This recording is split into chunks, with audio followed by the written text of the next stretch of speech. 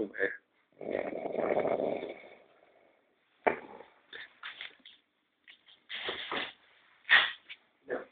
Usa esse aqui, calma aí. Usa esse aqui.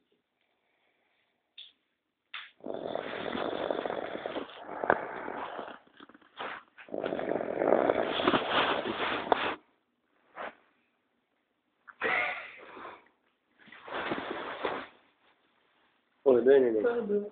porra, viu?